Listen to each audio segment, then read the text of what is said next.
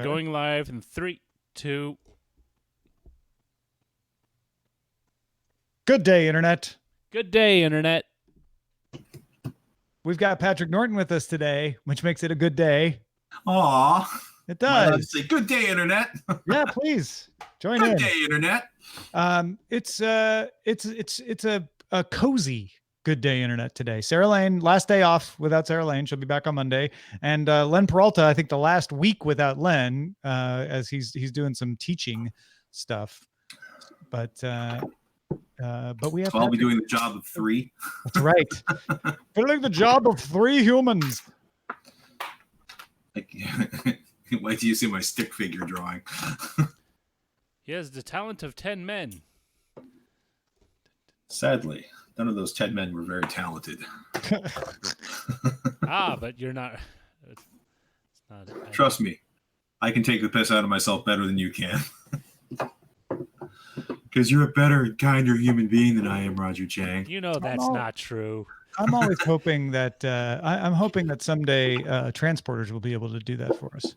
What? Take the piss out of us? Yeah, so that we don't have be to be kinder in general. Well, human beings. my whole thing is that we get to the point of like the Dune, like we get cybernetic bodies and then become delusional demigods that bring about our own destruction. So we get that to look forward to. Why do we have to bring about our own destruction? Well, Isn't that the inevitability of power? Like, power eventually just folds in on itself. No, that's not. Isn't that one of the axioms of like fiction? Hi, my name is Roger Chang, and I like to predict the worst possible thing in any given scenario. Could be with where I grew up or when I grew up, but generally speaking, I believe humans are fundamentally capable of their own self-destruction, and if given choices, wait. Is this Patrick or Roger talking? I can't tell.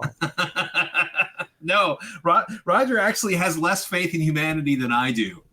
It's not that I don't have faith in humanity. I say that again. I want to see if lightning comes through the ceiling this time. Hey, Patrick, check to make sure Hangouts is picking up your right mic. You sound a little bit roomy. I think it might tap your mic. Might not be good near. Hold on. By the way, we're in the second round of the DTNS Friday hat votes, and the DTNS hat won. What a shock! It is the #1 seed. I can't believe it. Oh, So that's great. Yeah, now you're all right, Mike. It's really weird. Like, I don't change settings and Windows updates and things are different. And I'm finding that, I have found with Hangouts that you just ignore anything except what Hangouts thinks it's connecting to, because Hangouts just doesn't respect settings. It has no respect, Patrick.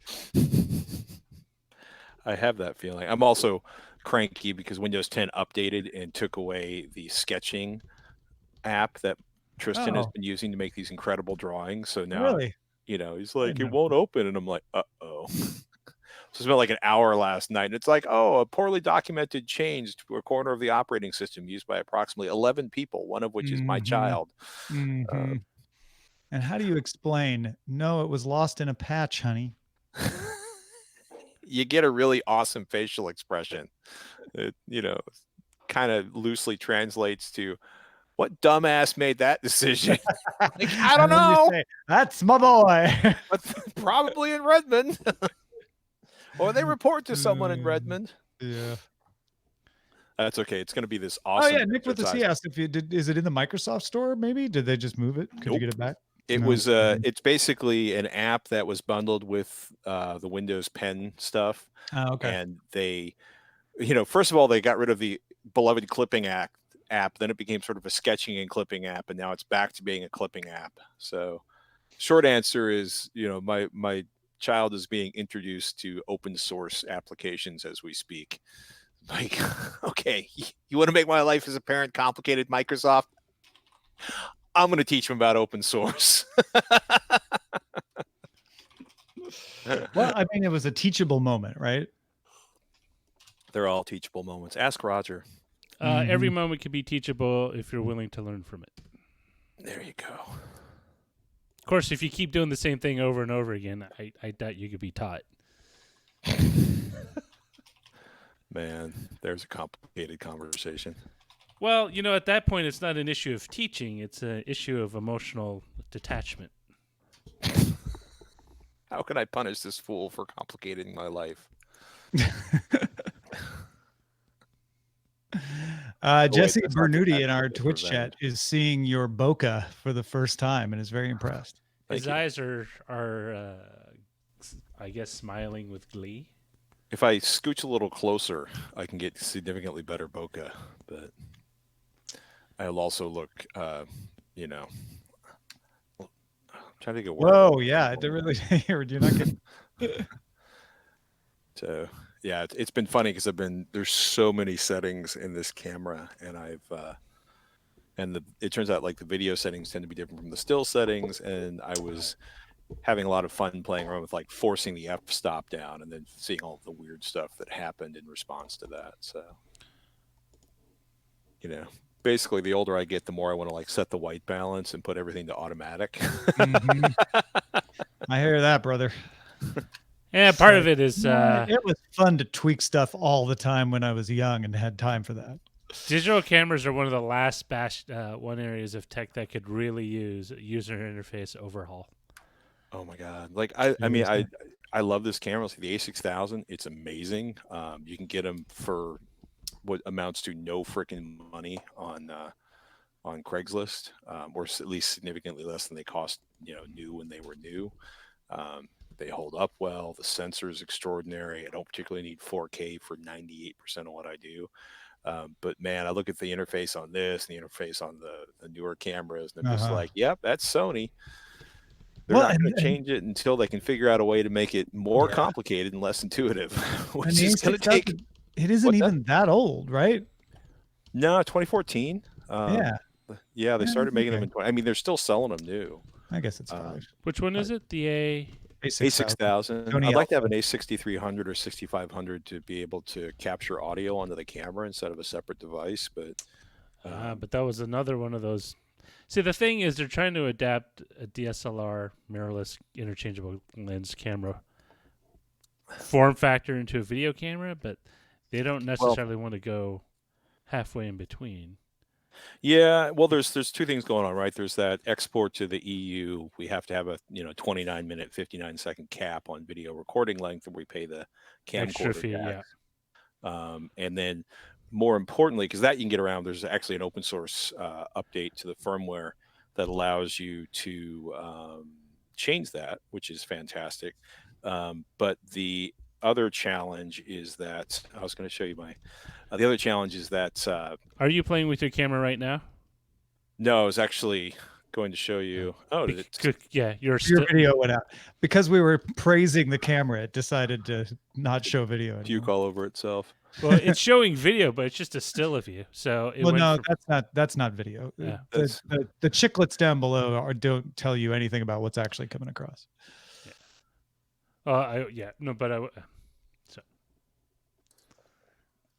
It's when you click on you, we don't get nothing. Oh, did he leave? I think he might. Hold on a second. I'm right here. Oh, no, you're there. Rebooting the camera. Are you showing him the door already? Goodbye, Mr. Good day, sir. If you won't show us video, my goodness. Good day, internet. I may have to re-enter the Hangout to get the video to restart. No. All right, that's fine. We got 5 minutes. No worries. Meanwhile, your video came back. Look at that. That made no sense, but it worked. That's usually the way it is, right? Tell me about your career in technology, Father. Well, percussive maintenance and experimenting with odd corners often solves problems that Try things that don't make sense until one of them works. And then magically. Oh no, Backblaze is not able to back up one of your hard drives. The hard drive E is only backed up when it's called F. So call EF. Done. We know enough to know that this is not what you want, but we know enough to know that the thing you want is over there. Oh, thank you. Thank you for that. I'm looking forward to the weekend. Everyone's working just for the weekend. Sorry.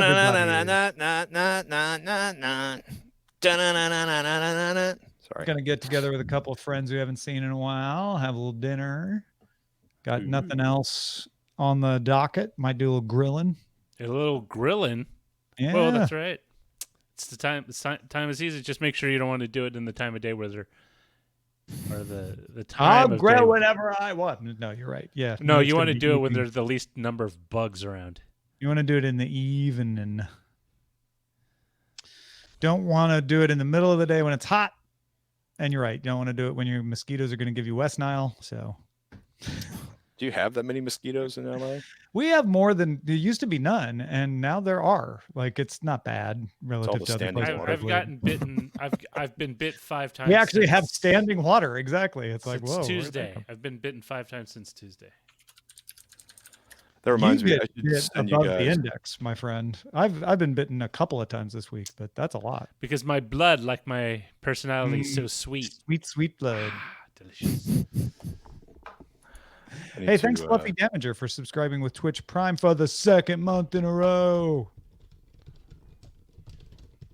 You're the best. All right. You have any questions about the lineup or anything, Patrick? Seems pretty straightforward. There was a story in earlier that is not there now. I think I just moved it. The ISP map. No, the Verizon not understanding. Oh, yeah. I moved the ISP map to where the Verizon one was because I was Right. like, that's so it's not even just US centric, it's Verizon centric. And it's Well, I like, had a lot to say about that. oh, you did? Oh, you should have told me. I would have put it back. Well, I probably should have texted you in Discord. It's not that big. It's just been funny because I've been looking for high capacity mobile internet. Because I've been squatting on my current AT&T plan, which I pay an outrageous amount of money for because it guarantees me a minimum of 50 gigabytes a month in data. And it's been interesting to look at Sprint and T-Mobile offering like 100 gigabyte plans for $60 a month. AT&T refuses to offer any high data. Verizon doesn't offer any high data, and both Verizon and AT&T, with all their new accounts, they either have like a 15 or 22 gigabyte cap. That's not a cap, actually. It's an unlimited account with a if it goes premium to, it goes data. to 3G or throttled with like Yeah. 4G at 125 kilobits per second. It's not unlimited yet. Well, it's individual. technically unlimited because we haven't actually limited data. We just only limited the speed. I noticed my speed goes down drastically whenever I hit the supermarket, but I always hit the same too. That's probably just the number of people on that cell tower, is my guess. Yeah, Everyone look it's because amazing. A lot of Take It Lamb just subscribed with Twitch Prime for 2 months. Thank you, Take It Lamb. Thank You were saying, Patrick. I was going to say a lot of larger, basically a combination of the building construction and the shelving. For example, like Home Depots tend to have serious issues with cell reception. So like Home Depot, Costco, either basically Home Depot, Costco, Walmart, and everything else with a giant. It's also the fact that Roger wraps himself in tinfoil when he leaves the house. I think it's because they offer Still the doing that? digital coupons to get you in the door, but they don't give them to you until you're physically there, but you gotta wait forever, and then you just bypass the coupons. And Right. It is a conspiracy. They actually built all of the buildings with the kind of materials that would prevent signals from penetrating in an exact same before cell phones shape. were even in use in order to force you to not be able to use your it's coupons. classic long-term planning to diminish I mean, I was wondering in some cases if they just literally jam your phone, because there's some environments where like I literally think they're jam, like, which is highly illegal, and the FCC would beat them with hammers. Or would they? Or would they? No price comparisons in this store, my friend. Well, let's save our complaints. You think you have internet? Of course you have internet, because I have expanded internet to so many people. All right, you guys ready to do the little daily tech news show? Yes. Oh, I suppose. Well, I am. Did we just hang out and talk for a while? That's pretty much what DTNS is, and then we'll do it again afterwards. So here we go. Find my window really quickly so I know. Mm-hmm. Wow, there's the hangout. Sorry. All right, here we go. In 3, 2. Coming up on DTNS, Google's version of the Windows browser ballot, but for search engines and Android. Amazon and Microsoft bid for Jedi money, and cord cutting. Is it becoming too darn complicated? This is the Daily Tech News for Friday, August 2nd, 2019 in Los Angeles. I'm Tom Merritt. And I'm the show's producer, Roger Chang. Sarah Lane's still out on another assignment, but we're very pleased to have Patrick Norton, host of AVXL, back on the show. Patrick, how you been? I am full of mirth and good cheer, Tom. And Aw. delighted We were just talking about all the mirth and good cheer that the various unlimited internet plans from mobile carriers bring us on Good Day Internet. I love you so much, but when you lie, it hurts me. I know. I'm It sorry. I hurts shouldn't lie. my heart. But it was a good conversation, and you can get that if you are a patron and get Good Day Internet at patreon.com/DTNS. Let's start this show with a few tech things you should know. Apple has followed Google in suspending its program to review a small percentage of Siri voice requests in an effort to improve responses. Apple says it will review the process of those reviewings and issue an update to Siri that gives users a choice to not participate in the review process. That's the first company I've heard to do that, and that is one of the things I think they should absolutely do. The US FCC voted to approve digital opportunity data collection rules. Those would require ISPs to provide more accurate maps of broadband coverage. ISPs will need to provide geospatial maps of where they provide service rather than just being able to report a census block served by having one house connected, or even not even having any houses connected, but being close to network facilities. Census blocks are between 600 and 3,000 people. They could count coverage if no one had service, but they were close. The new system will require smaller polygons of coverage and actual connections, or connections that only require you to drop cable. Like the lines there, they just haven't actually brought it into the house. You can't just say, oh, well, if we add a base station. If you need to add a base station, it's not a connection. The rules also call for the creation of a crowdsourcing system to collect public input on the accuracy of ISP coverage maps. Yes. So coverage maps going to get better. I'm not saying they're perfect. They're not going to have price info on here, just speed, but better. Texas Attorney General Ken Paxton has joined the list of states' attorneys suing to block the merger of T-Mobile and Sprint, bringing the total number of states to 15. Remember, that merger received approval from the Department of Justice and FCC with provisions for transferring some prepaid service, infrastructure, access, and spectrum to Dish. However, the objections of the state attorneys need to be resolved before that merger can occur. So keeping you up to date on that. All right, Patrick, let's talk a little more about Google's search engine ballot. but I want to yell about the FCC and the internet. Oh my goodness! So let me tell the folks what's going on here. Google announced starting in early 2020, it will offer a search engine selection screen during setup of your Android device that will become the default search engine on Android's home screen and in the Chrome browser. So far, so good. You're going to get a choice. Now, along with Google, 3 other search providers will be offered, with the options determined by sealed bid, indicating how much a company will pay per user selection. So you'll only get 4 options, Google and 3 others, and those 3 others will be determined by people bidding on how much they'll pay each time someone selects them as their default search engine. Search engine operators must meet a minimum bid and be among the 3 highest bids in order to show up on an EU country's search engine selection screen. It'll be different per country. And if fewer than 3 search engines meet the minimum bid, the remaining slots will be filled at random. Google, in justifying this, says an auction is a fair and objective method to determine which search providers are included in the choice screen. It lets search providers decide what value they place on appearing in the choice screen and to bid accordingly. The deadline for search providers to apply for inclusion is September 13th, with winning bids to be confirmed by October 31st.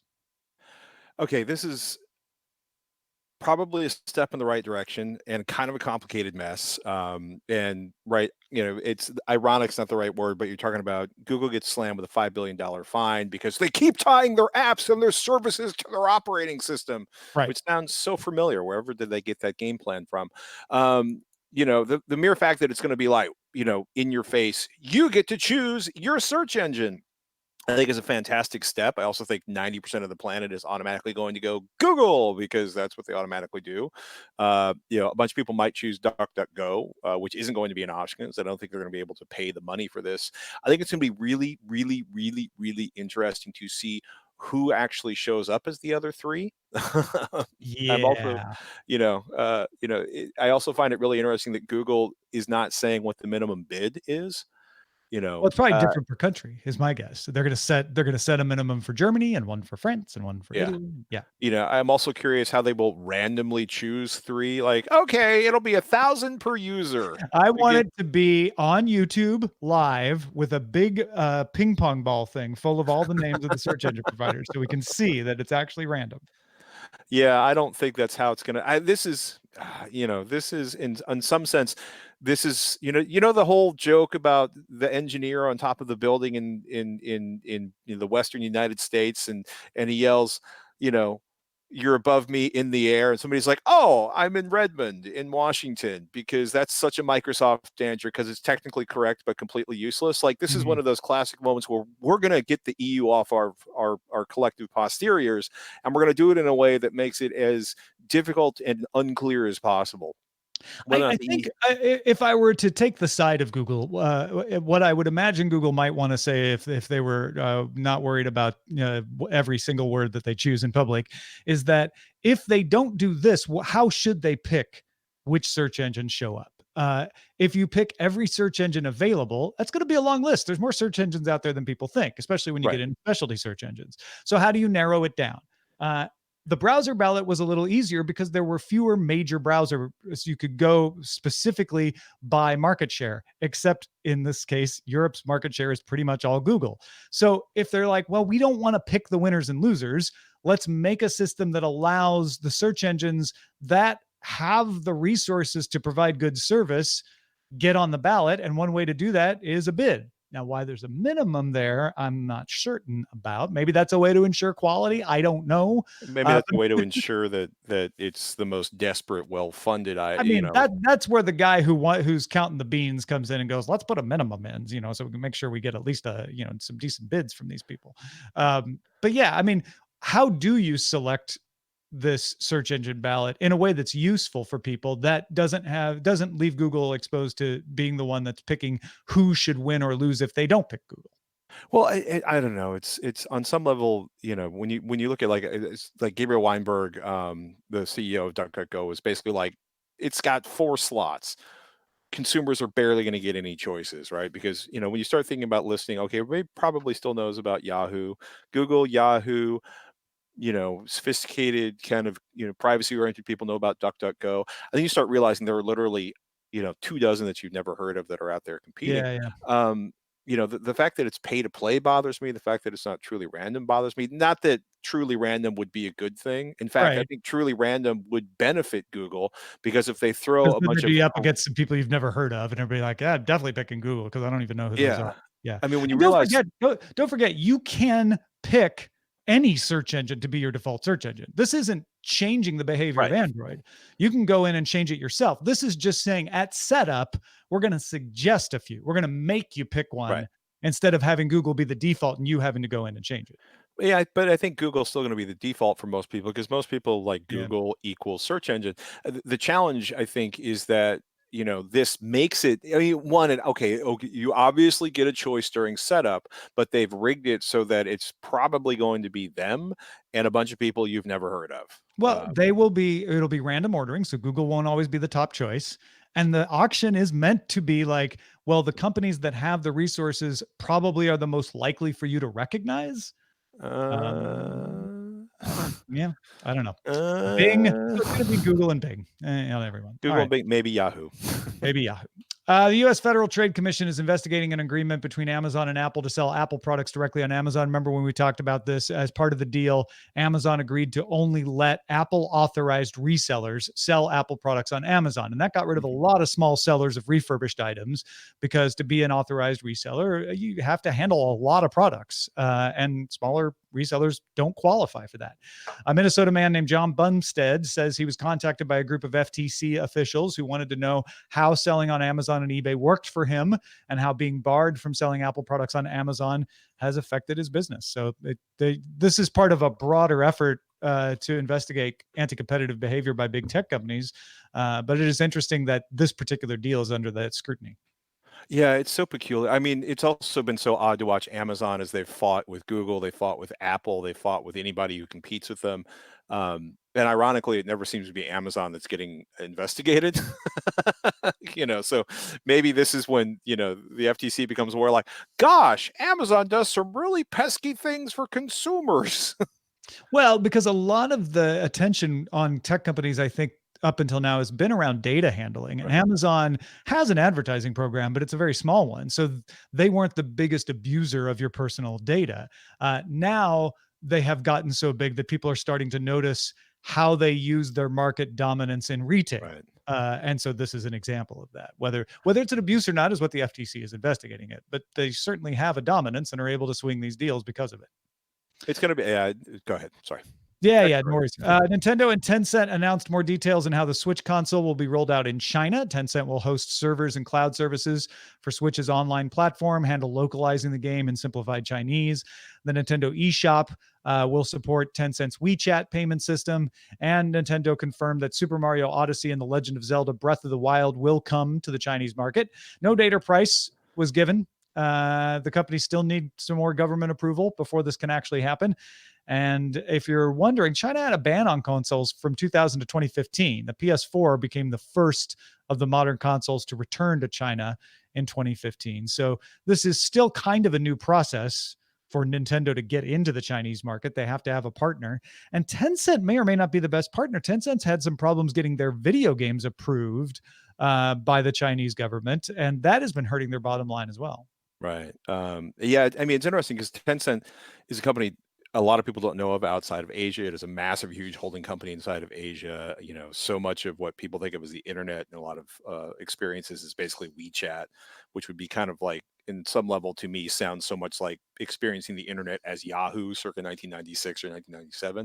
I'll be honest with you, like, I'm excited because the Switch is already doing so well as a platform. I mean, it's just doing amazingly well. They're going to open up this huge market in China, assuming they get government approval. But the thing that blew me away was still the idea that there was a ban on consoles from 2000 to 2015. And me sitting there like wondering like what was the entire sort of black market for imported consoles in China like, were they everywhere already, or is it's something where like nobody really did much gaming other than on ancient No, Nintendo the market effect was that China became one of the biggest video game markets in the world for desktop and mobile.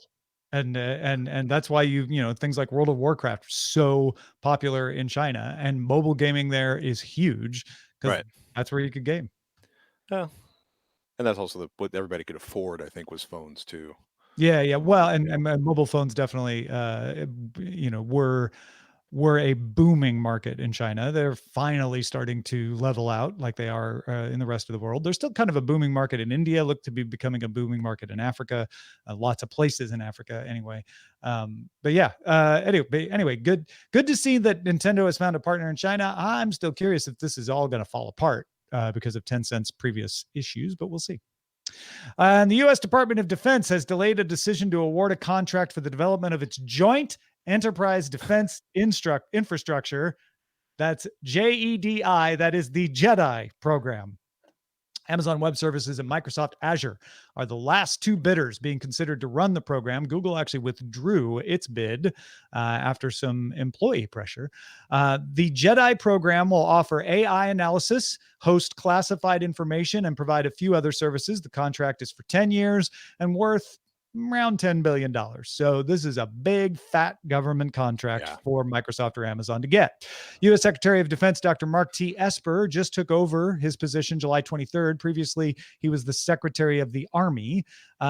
So he's familiar with this contract for sure, being the Secretary of the Army. But in his new position, he told Congress when he was confirmed that he would look over this contract to make sure that the government was getting its money's worth. Amazon had been expected to win the JEDI contract before the pause. It has an existing contract with the CIA, so it's got some experience handling classified information. And Microsoft is actually expected to win a different contract, the Defense Enterprise Office Solution, or DOS contract. I'm really sorry that doesn't spell SITH, but that contract involves providing email, calendar, video calling, and other productivity tools to the U.S. military. So it was looking like Amazon's going to get $10 billion for JEDI, but don't worry, Microsoft's going to get $8 billion for DOS. And right now, anyway, the JEDI program is being held up. I'm kind of curious to see where this. First of all, I'm still deeply fascinated by the CIA kind of outsourcing its cloud, which is the whole point of putting something on the cloud. And the whole idea of the defense infrastructure will probably be more secure and more available. I'm kind of curious how this sorts out, because one of the claims, one of the complaints I would say from Marco Rubio is that this was really arbitrary. How did they come to this decision? And It was, the more you dig into it, it's the more you got to wonder, like, why are they stopping this now instead of picking someone? And I guess also, if I was going to be dealing with this day in and day out, I might as well. If people are going to hang me for the decision being made on my watch, I'd probably want to take a closer look at the contract myself too, or Yeah, the entire. that is reasonable. Um, It's also reasonable to note that Oracle fell out of the bidding and really wanted this contract, but the bidding process eliminated them, and they didn't want to be eliminated, and they're very supportive of Senator Rubio. Those are just oh, all facts that I stated in a particular order. Not trying to connect any dots there. You can do that yourself. well, you just connected them because I may have, teed up something for you to whack. Not saying Because it I was was an trying so underhand. hard not to say this just reeks of politics. Yeah, I Um, mean, there's more to this than just I'm new to the job. Let me take a look at this because he was Secretary yeah, of the Army. He knows this contract, you know, but that and there's doesn't necessarily mean it's a bad thing to review it if it's reviewed in a fair way, and especially if maybe it finds some loopholes and things that need to be tightened. I would be very curious to see how it ends up and then how the decision gets justified because Yeah, obviously yeah, Oracle's going to be, as long as it's not Oracle, Oracle's going to be pissed and they're going to do everything. I mean, it's just, that's right. Oracle, right? It's just, it is what they are as a company. But it's also interesting, like to watch, like one of the things the article, the BBC article notes is like, well, maybe they don't want to they don't want to have, both contracts handled by the same company or, and something, maybe it's just because certain people in certain places hate Jeff Bezos and everything that makes him money. Like it's all very peculiar. It's all messy, I guess, Yeah. at this point. IBM was up for this contract too, and also got eliminated from the bid process. Just to be fair and say it wasn't just Oracle that got eliminated. So, folks, if you want to get all the tech headlines each day in about 5 minutes, there's a great way to do that. Go subscribe to dailytechheadlines.com.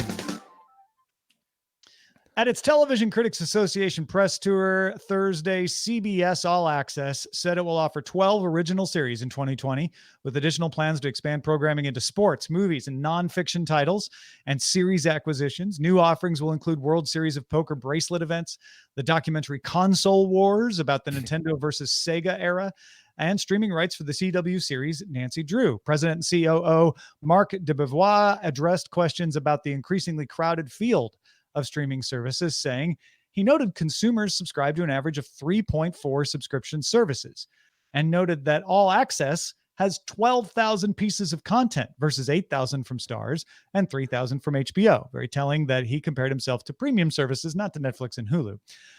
On April 2019 poll by Hub Entertainment Research found that the plurality of respondents to a survey agreed with the statement, "The network a show is on makes no difference to me." So we've got a couple of things going on here. We have CBS All Access saying, like, we think we're the choice. We've got all these pieces of content. We've got great originals coming. We think we're a better value play. But you have people out there going, I don't know what any of these names are. I just want to watch my show. Hollywood Right. Reporter survey found that people say they're willing to pay $21 a month for streaming. Now, keep in mind, most of those people are still paying for cable. So maybe that number changes if they actually cut the cord entirely, but it's still not a lot. I think, and I want to talk with Patrick about this, I think we've got a few different kinds of viewers here. There are Right. the hoarders, the ones who want to have access to everything. And those people are the loudest and most upset because it's getting more expensive to have access to everything when you have so many different providers of television. You have the laybacks who just want to turn something on. Maybe sometimes it's news or sports. Maybe it's reality TV. Maybe it's like, I just want to see what's on. Those people have some interesting free options we'll talk about. And then there's selectives. I probably count myself in that, which is I have a few shows that I definitely have to watch and I will pay for whatever service has them. Star Trek Discovery, yeah, take my money, CBS All Access. Star Trek Picard, yep, I'm there. We have some changing conditions too that are affecting people's opinions about this. The amount that you pay for traditional cable or satellite is declining. Sometimes it's declining because you're canceling cable and that, $100 is out. Sometimes it's because you're getting a skinny bundle where you're like, I just need to pay for the broadcast channels. That's it. Over the top services are making it cheaper. PlayStation View, Sling TV, YouTube TV. We talked about them raising prices, but their prices still are usually less than you'd pay for cable. Original shows are also not available on DVR anymore. It used to be you paid for cable, you DVR'd everything, and all your shows were there. Now you have to make choices. There's a psychological burden of like, okay, I can't just DVR it. So how do I make sure I have the services that have the shows I want to watch? And this is being caused by the originals coming from multiple different streaming services and being exclusive to those streaming services. And we have multiple content producers attempting to grab market share for the streaming budget. So we have way more streaming services than we need right now, as every one of them thinks they're the one who can survive. Right. My predictions are we still have yet to see some more live TV services focusing on sports and news. That's the piece of this puzzle that's only kind of blanket covered by your Sling TVs and your PlayStation Views and your YouTube TVs. And I think something bigger is coming there. That's going to affect this whole landscape.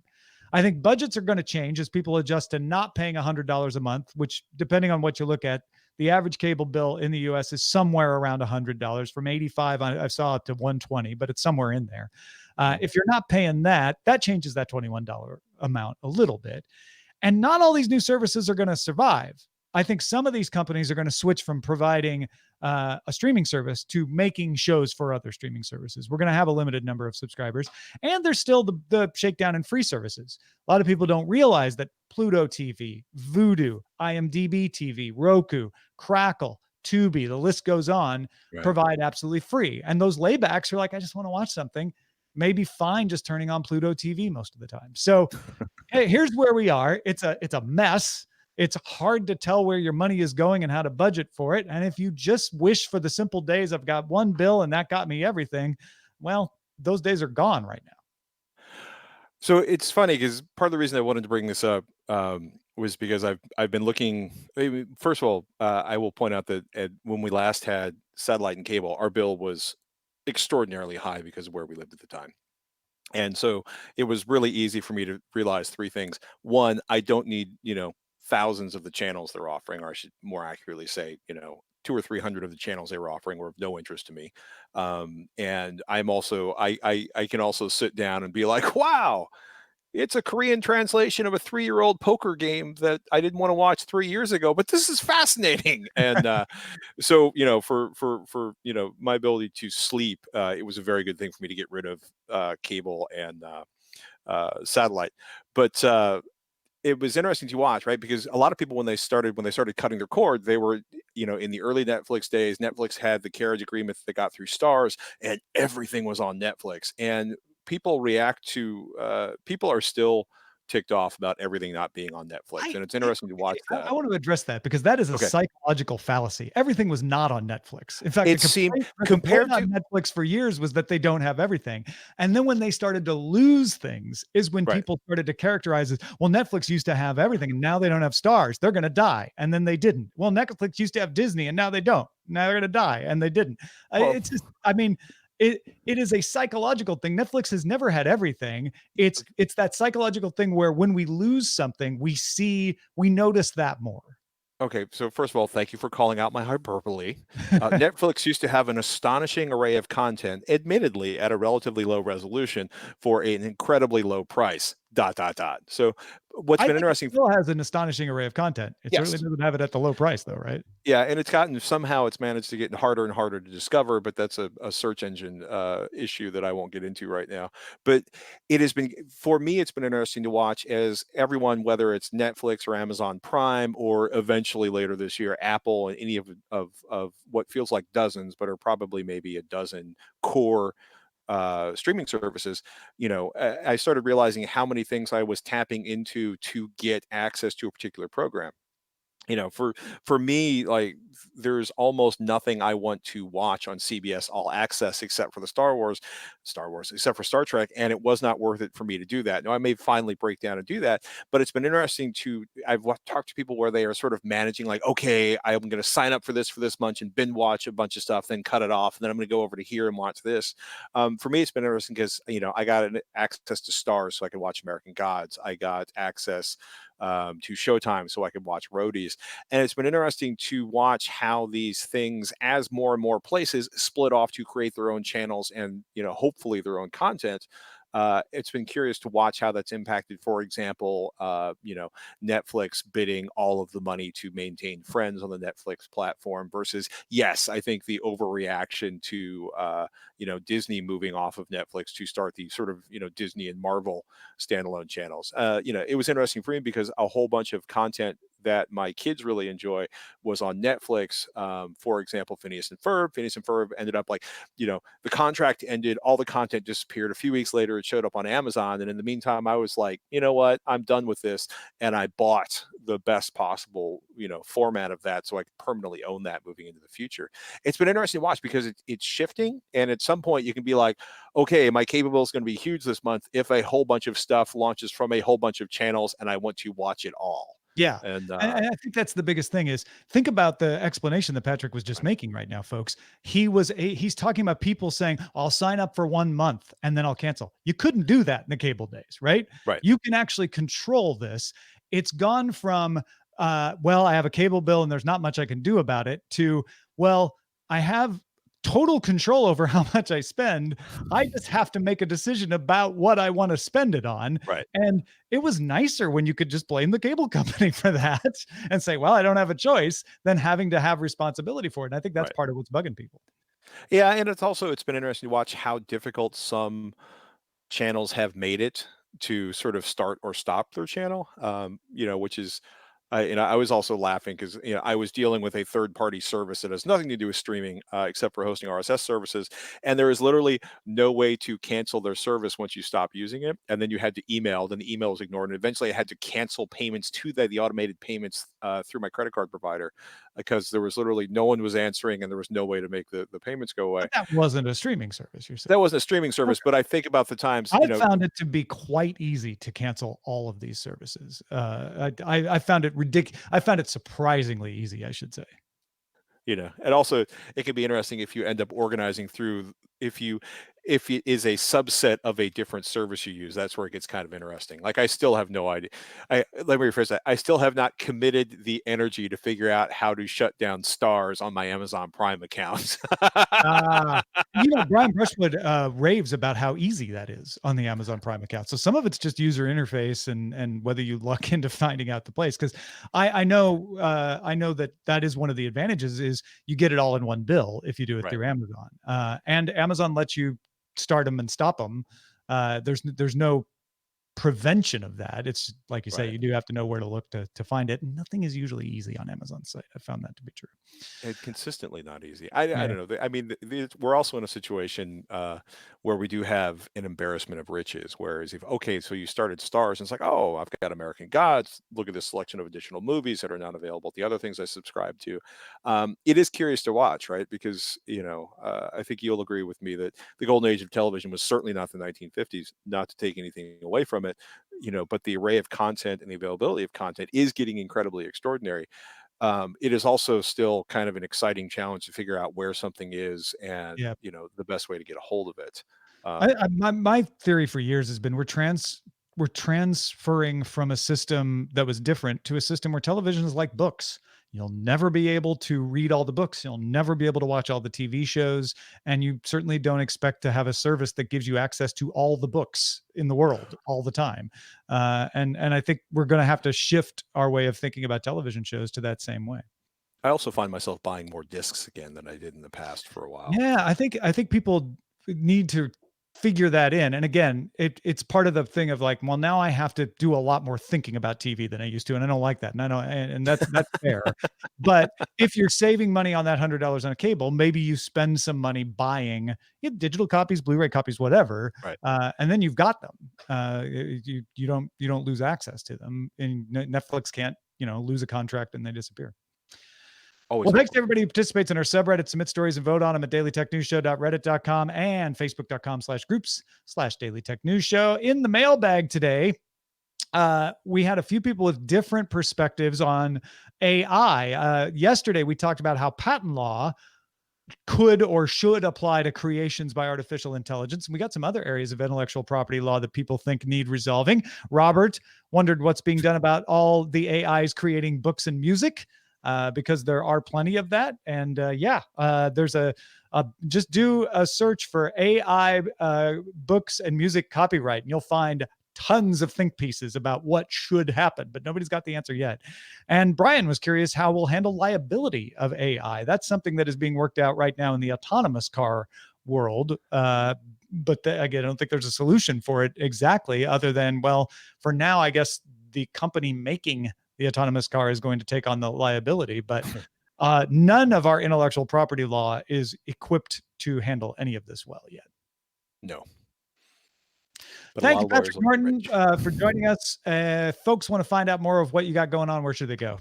avxl.com. Robert Heron and I are relaunching the show. New show coming up next week. That would be a good place to find me, or head over to Twitter, twitter.com/Patrick Norton, and you'll find out what's coming out as it comes out. And of course, I still do This Week in Computer Hardware every week with Sebastian Peak, who's the editor-in-chief over at PCPer.com, and that's twit.tv/TWICH if you want to hear a couple of people geeking out about hardware in a geeky manner.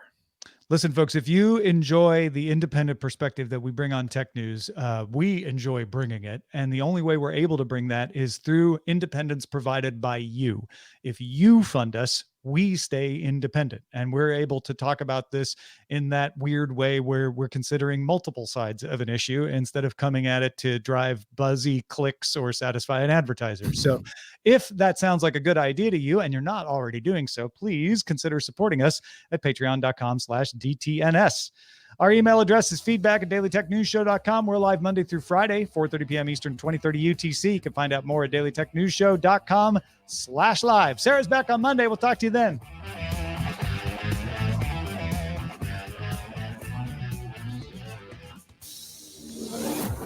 This show is part of the Frog Pants Network. Get more at frogpants.com. Diamond Club hopes you have enjoyed this program. That was good. Oh, I thought it was kind of stiff. I also laughed because you are so, your energy is so positive around cord cutting, even around the things I find most frustrating about it. I think part of that is because I've been living this since 2010 when we started Frame Rate, Brian and I. So I've been seeing this coming like a slow motion. But I've also been, we had originally stopped. The only we picked up cable again for like 2 years at one point because it was the only legit way we could get, I think, Game of Thrones. But I cut the cable the first time back when you were still working at Tech TV. Well, and maybe that was too early. I don't know. The only thing I could think is I've watched people say Netflix is done for multiple times and been I don't think Netflix is done for. No, I know. And so I've made a point of like, okay, so I see what they're doing. They're going to create a bunch of originals, and then that's going to fill in their catalog, and people are going to freak out as they lose the other stuff, but they're going to love things like Stranger Things or whatever, comes along. That they're going to be fine. But then other companies are going to see that and decide, you know what, we want to keep all of our stuff in our own streaming service. And then we're going to get way too many streaming services as everybody decides to do that and create originals. And then we're going to have way too much like, none of this is surprising me. I think that's why I can maintain my positivity, because I'm like, yeah, no, we have to go through this awkward stumbling stage for sure. Yeah. And Netflix was also so far ahead of everybody else because they were looking around going like, everybody hates us. Nobody wants to negotiate with us for content.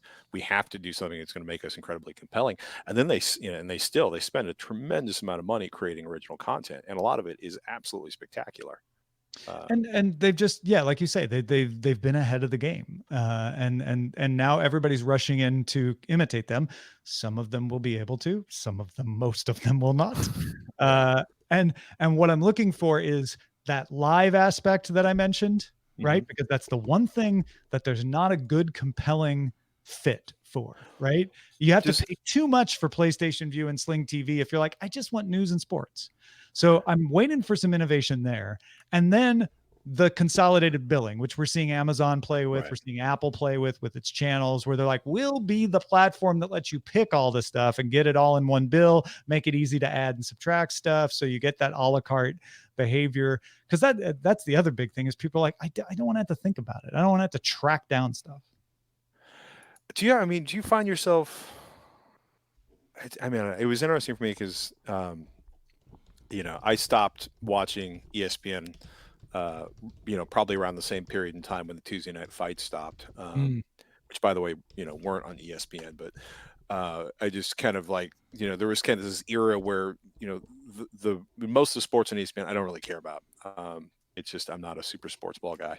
But some of the writing and some of the analysis was so interesting. I would actually find myself watching certain pairings of hosts because it was so astonishingly good. So speaking of streaming, Yeah. title Hoarding the Streams. Just for anyone interested, dtns.showbot.tv. The Streams of Babel. Big ping pong ball thing on YouTube, please. That's funny. It's too long. Drowning and Streaming Choices. Swimming against the streaming currents. Whoa. I like There's that. something there. Against the stream. Against the stream. Streaming It up sounds like Hyperbole a, Creek, a psychological thing. The First Jedi. That's pretty funny. Mhm. Yeah, the whole Jedi stuff kind of fascinates me. Hoarding the Streams. You like hoarding the streams? I'd be good with that. All right. Should have an A in it though. Yes. So For Hoarding the the Streams, that is. Thank you, AJC. Copy that. Drop that into the thing. Add the A so it is spelled traditional. The thing you want is over there was suggested by Nth Mike as a title for Good Day Internet. Oh, man. Oh, wait. What? Who? The thing you want is over there. I like that. I like that as our All title. right. Let me see. Put this into streams. Yeah. The thing you want is over there. Where's that? There it is. Copy that. And put that here. Give it a title number. Doop, doop, doop. I don't know. I've cut the cord because I don't watch enough TV. Thank you, Gradius. Gradius in our Discord just wanted to toss a thank you to everyone at DTNS. Oh, thank you very much for thank you. Very, very nice. Yay. It's weird. Even it's like I have Amazon Prime, but I get it for the shipping, and the video is just kind of the nice to have inclusion. I have Netflix, which I've had forever, and then I have Hulu, but I don't even get to half of that stuff, even the stuff I want to watch, because it's. I think a lot of people are going. It'll be really interesting to see if like folks coming out of college into this world. What's their behavior? Because that's the future. Yeah. It's because when I was coming out of college, the behavior was you came out of college and you finally got a job that paid you enough to get cable, right? And that's when you got cable, and that's when you became a grown up, and that was it. This is the world where if you've never had cable, you're not going to be missing cable. So what is your behavior? Do you do you just pick a few streaming services and you're like, yeah, I'll just stick with them and watch what's ever on them? Maybe if there's a huge hit somewhere, I'll decide to add one or switch.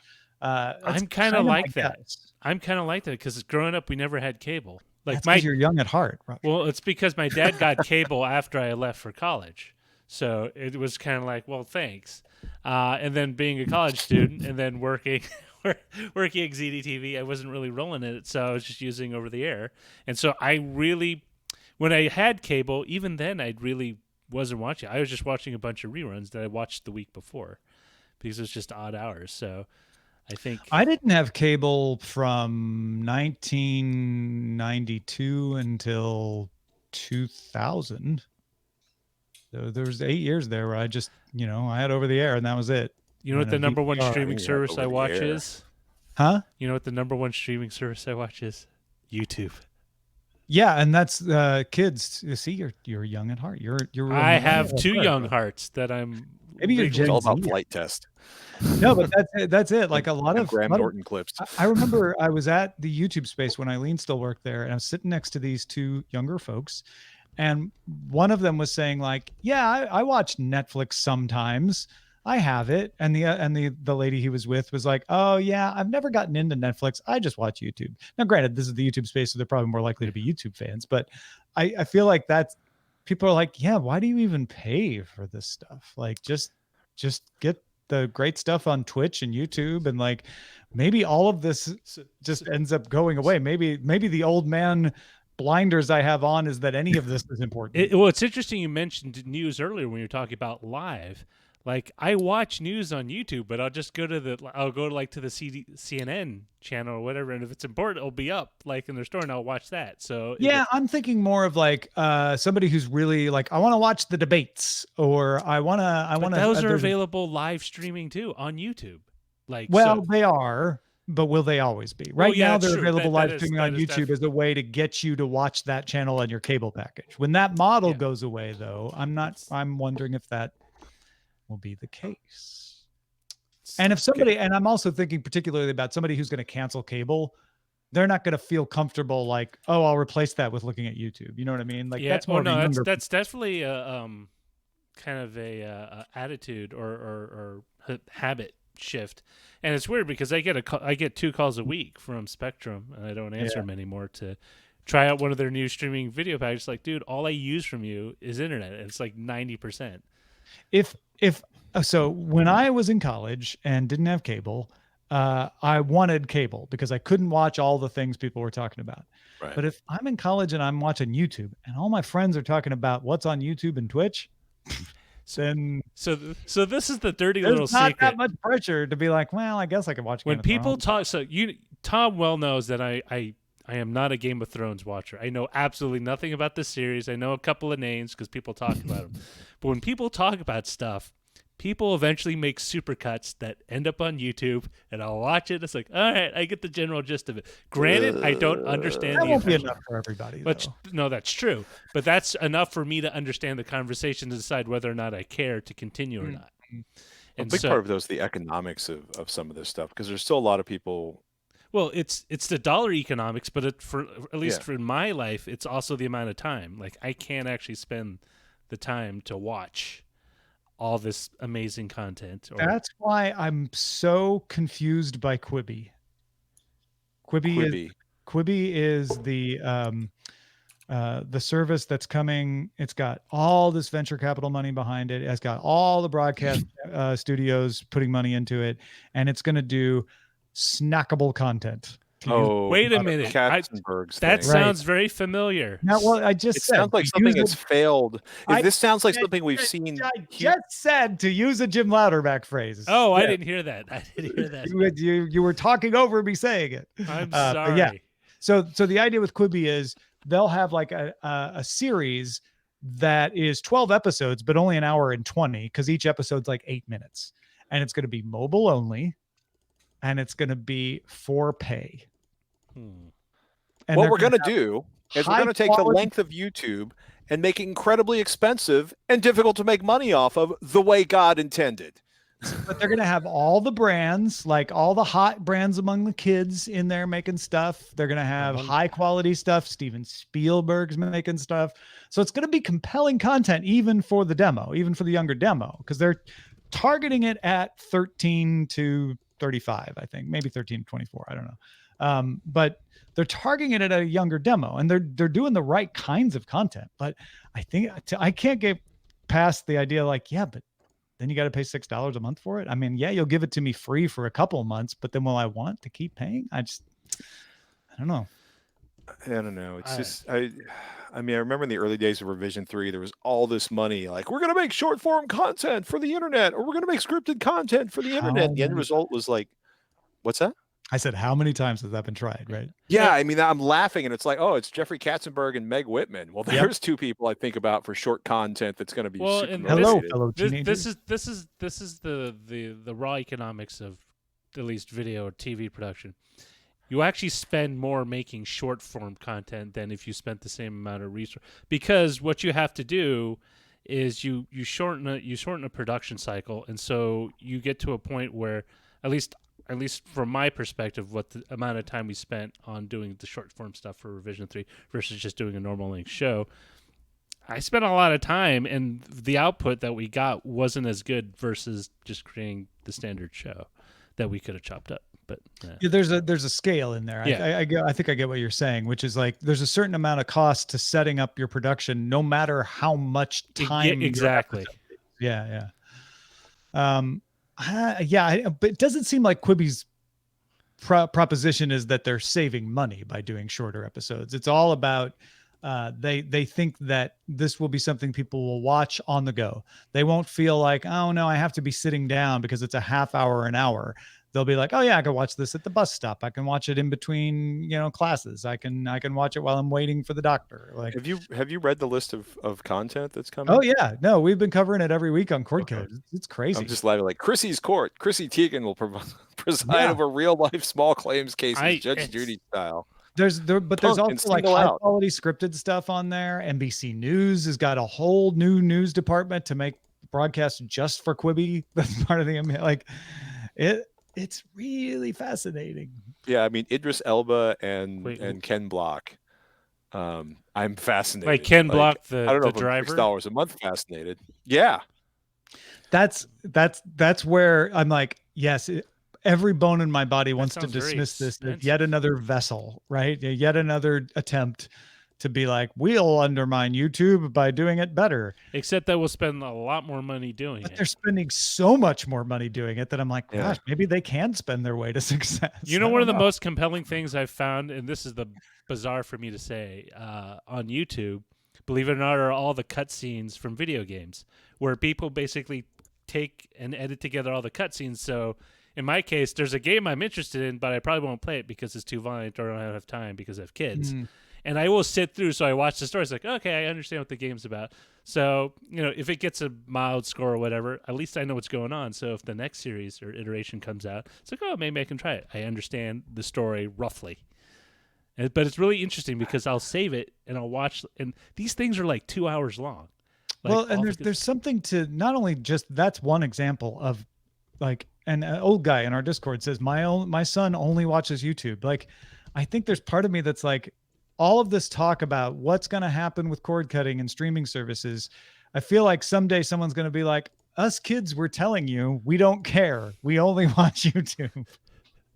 Well, yeah, but at some point, I mean, I don't know. It's in the curious, future, right? all TV will be YouTube because that's what we'll call it. It's just like, hey, I'm producing YouTube. But Taco Bell, just go like to restaurant Taco Bell and then watch our YouTube. Yeah, but hold on, right? Because part of it's like you want to think that people over the age of 30 are irrelevant in terms of media and the audiences, but what I think is going to be much more interesting is watching the transition as this huge amount of advertising revenue or advertising dollars that are targeted towards boomers. And it's weird because at one point I realized there was this sort of like, we need to attract 12-year-olds, but we can't call them 12-year-olds. So we'll call them this instead. Tweens. Because we need to make them to specify their brands at a young age so they buy our beer for the next 30 years. Isn't that what teenager was for the first time? Yes. But I mean, like they would never we'd be in marketing meetings and basically be like, oh, okay, that's 13-year-olds, but they can't say 13-year-olds because they can't advertise this towards 13-year-olds. And, but you would watch, and then you would watch the amount of money that's being targeted at what basically amounts to middle-aged people. And it's been like as the sort of like as the population declines at the end of the baby boom, as the baby boomers start dying off in volume, I think it's going to be really interesting to see what the advertising market and the amount of advertising funding looks like. Well, and think about the fact that we all grew up watching MTV. Right. That was the big weird thing that the kids watched. And there were all these incorrect predictions of like, television's just going to become MTV, all these short things, right? Because all kids will watch are videos. Eventually, MTV had to change and become more traditional and add regular scripted shows. Content or reality shows. So there's something to the idea that like YouTube really is just the new MTV. It's that market, and that market will grow and change until they, like you say, Patrick, they get into the middle age demo, and it's like, well, now how do we sell to them because they're not watching YouTube anymore? They grew out of that. I don't know. Maybe. I don't know if they will grow, but that's his thing though. Is do they grow out of YouTube? I don't know if they grow out of YouTube, but I think they grow out of the kind of content that's making YouTube popular now. YouTube might grow with them the way MTV grew with us too. But they grow out of like, I just want to see a lot of short prank videos. Those are hilarious. Right. Yeah. I can't think of the guy with the really crazy voice. He made like 2 or 3 movies. You mean the Jackass movies? No. Sorry. No, much more recent than that. I think I know. who. No, he was a YouTuber.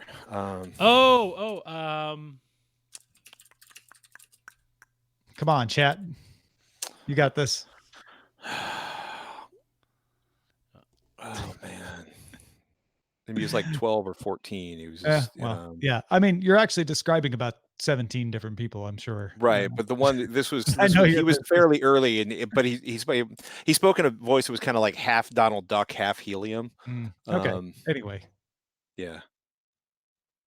I don't know. It's also kind of Freddie? it'll possibly. No. All right. I don't know. I mean, it's interesting to look at the amount of like the YouTubers that have kind of are still going strong versus the ones that have framed out in some areas too, flamed out. It's also pretty Yeah. hysterical the way some of the Everyone's saying you mean Fred, so I assume you mean Fred. yes. Thank you. I almost thought you were talking about Ryan, but no, not Ryan. Fred Ficklehorn. That's him. Nice. Well, yeah. I think we've solved cord cutting, though. Thank goodness. You don't have to thank us, folks. It's all part of the job. What is this? Wait, Oh what? my goodness. No. Oops, wrong button. Job's done. Man, Patrick, it's been great having you back. Oh, my pleasure. I think we're going to wrap up Good Day Internet now. But everybody, thank you for joining us. I hope you enjoyed the show. Please tell your friends and have a good day. See you next week.